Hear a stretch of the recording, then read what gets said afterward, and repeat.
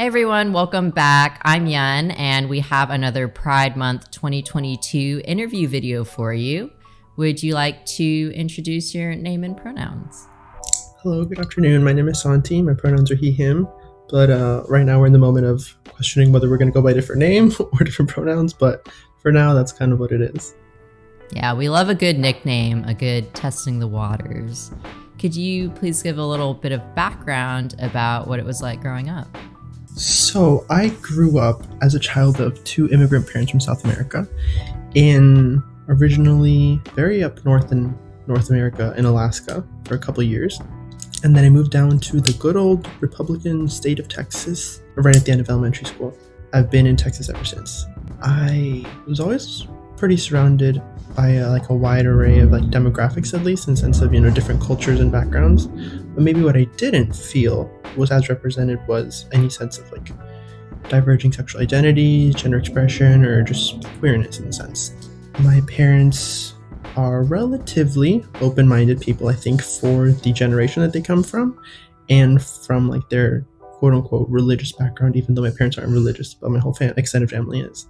Even though my parents have never been super strictly religious or anything like that, there have been moments when I could see either biases that they'd either grown up with, prejudice that they've had that wasn't intentional and wasn't something that they actually believed. But for example, some of those things were about me as a guy not liking facial hair, not liking body hair, being obsessed with horses when I was a kid. I was a crazy horse kid in my classroom. Not being the biggest fan of cars or superheroes. That wasn't what you would consider the norm, the most kind of expected. Despite all that, I feel like I was always relatively supported by my parents. They never hated me for liking horses. They never really questioned a lot of those tastes because maybe I was pretty young and they didn't really see it as that deep. As I started to get older and puberty kind of hit, I definitely grew a distaste for body hair. When that kind of started to happen, though, I could sense that there was a bit more pushback from my parents' end. I had not the best skin throughout my junior high years. Because of that, and because I was in an extracurricular organization where we would have professional pictures taken, my mom was actually, for one of those picture days, she decided to apply little dots of a concealer or a sort of makeup onto my skin to kind of hide those blemishes. And ever since then, I kind of started using that either to hide acne or to maybe cover up if I felt like there was some weird little facial hair sticking out. As I got older, I started using that more as a crutch. There was definitely a lot more pushback on my parents' end because they saw it as their male child was using makeup and doing all these things that they deemed wasn't appropriate. I've been lucky enough that they've never threatened with more serious things because I guess at that point I hadn't really even thought about who I liked, who I didn't like, any sort of sexuality and things like that. So it wasn't until maybe junior high when I had my first crush on a girl. I had this gesture that I did for her, and she was of a different ethnic and cultural background than I was. And when it all kind of came down, there was a guy who I either think liked her as well or just didn't like me. And he said that it was weird that I liked someone that looked different than me. So because of that, I started to kind of keep my crushes and my interests kind of to myself because I was like, you know what? If this first experience wasn't that positive, then whose business is it really anyway? In high school is when a lot of people start making advances on people they like. But when I didn't do that, a lot of people started to kind of question hey, how come?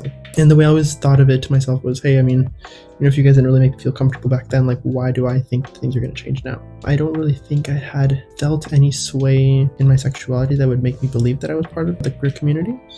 But I definitely sensed that there was maybe other parts of me that I definitely knew wasn't what I saw a lot of my quote unquote cis-het straight guys doing. Big into sports, I wasn't big into video games, which at the end of the day are things that we have constructed to be stereotypes rather than actual how it is. There were times where I definitely felt that I wasn't like most. I only saw it as just the way I was, but the way other people interpreted it was definitely much more than that. I would get comments along the lines of oh, why do you talk like that? Why do you dress like that? I was like, I don't know, it's just the way I like it, just the way I am. It's not that deep. People are just asking questions all the time about oh, are you with sexual orientation A, B, C, or D? But I felt that whenever people asked, they already kind of had an idea in their mind. They just wanted to see if they were right. And maybe when they didn't hear what they wanted, they kind of took it as me not being confident, me not being comfortable, or me not being honest with them. The words and the labels themselves didn't bother me. It was more so that people weren't believing what I was telling them. Why would they know more about me than I do? It's what are you gonna do? Tell me I'm wrong? Exactly. Yeah, for sure. I think there's only one queer person that I knew throughout all my high school. I don't even know if they were out. I knew they were, maybe like 2 or 3 other friends did too, but I don't know if they were like publicly out to our school or not. It was a very limited view of the variety of types of identities and orientations that, fit within this umbrella. Going to college, I went to a public school in Texas. I would say the stereotype was that it was a little bit more closed-minded than most. And even then, I never felt any sort of discrimination, at least on my end. People were actually a lot more you do you mentality, which I thought was very interesting because I thought that it was going to be the complete opposite. I kind of was able to explore more what my identity or orientation was.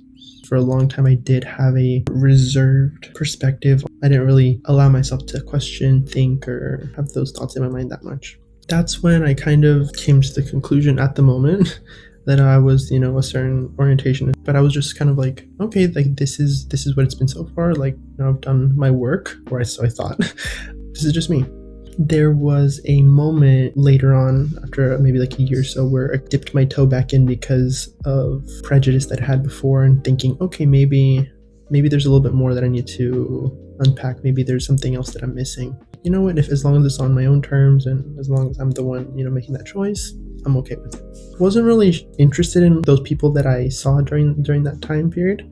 So it really didn't change my perspective of myself at the time. So I was kind of like, okay, well, this hasn't really like opened my eyes to a new horizon or anything like that. It wasn't until 4 or 5 months ago that through a whirlwind of events, I've kind of had a lot of things come into play where now not only am I questioning more of like who am I attracted to and what values or traits or characteristics do I like, how do I want to be perceived, and what do I like about myself, and what do I want other people to see in me. So it's definitely been kind of a 180-degree turn from how I felt maybe just even like 1 or 2 years ago. I'm pretty excited and curious to kind of just keep going into it. And now that I have supportive friends such as Jan and other people, it's a lot more comfortable, and it's a lot less isolating thinking of navigating through these topics and these kind of doubts you have in your mind. Right now, a lot of these things are what I would consider in the nebulous, where I haven't really put labels and names on things, and there's a sense of comfortability in that where I don't have to pick out a specific word or stuff. That's not something that I'm exactly seeking to find and fit in a specific box, because with the spectrum that is LGBTQ+, there I think is less and less of a need to have a specific tag.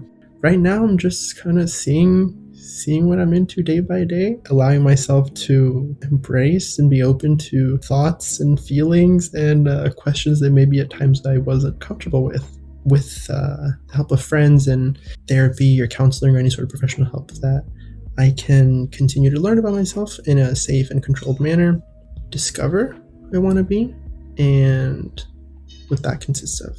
In the past, maybe more in high school, like you said, you were viewing your expression more just as, look, I'm gonna express myself how I want, but all these questions about like my identities and labels, I'm just not interested right now in like viewing it that way. Many years later, you are actively seeking out more information and experiences, not like you said, just the label part, but just other people's experiences and ways of living your life.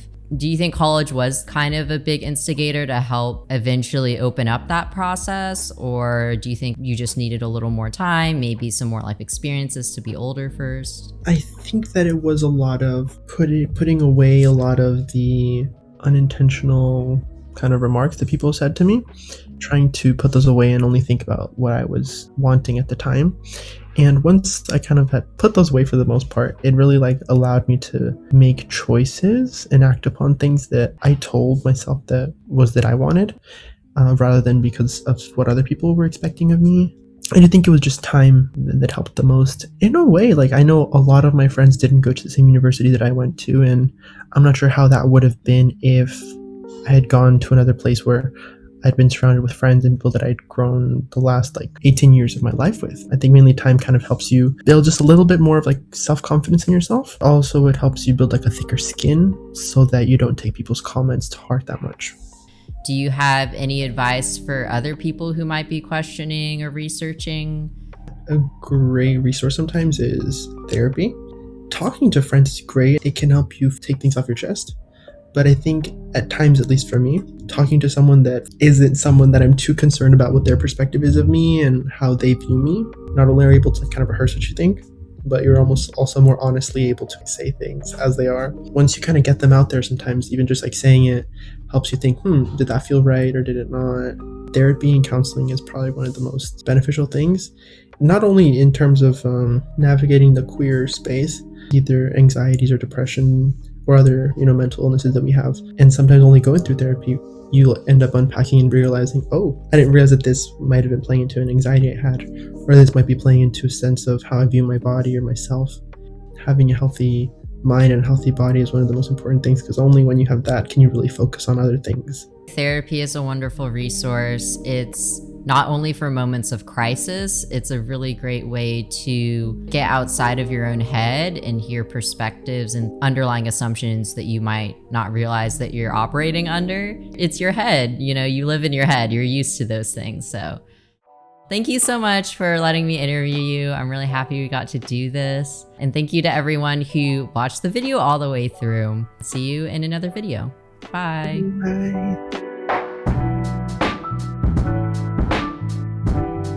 Detailed and thorough rundown. I mean, I didn't even have to ask you any questions. You just kept talking.